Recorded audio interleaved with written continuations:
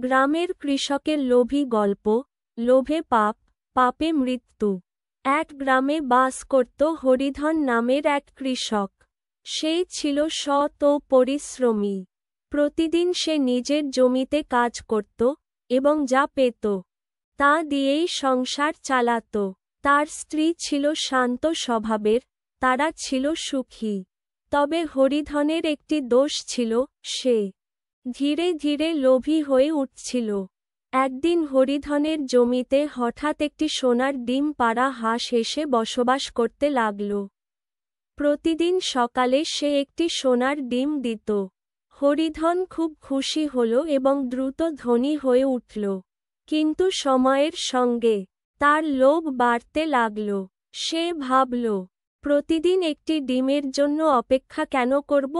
যদি হাঁসের পেট কাটলে সব সোনার ডিম একসাথে পাওয়া যায়। স্ত্রী বারবার বোঝাল, লোভ করিস না, এইভাবে চললেই সুখে থাকবি।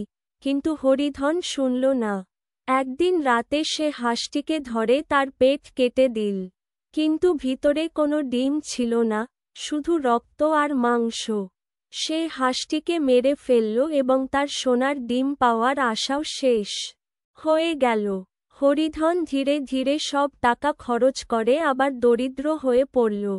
তখন সে বুঝল, তার লোভই সবকিছু শেষ করে দিয়েছে। শিক্ষা: লোভ করলে সবকিছু হারাতে হয়। ধৈর্য ও সন্তুষ্টিই জীবনের আসল মূলধন।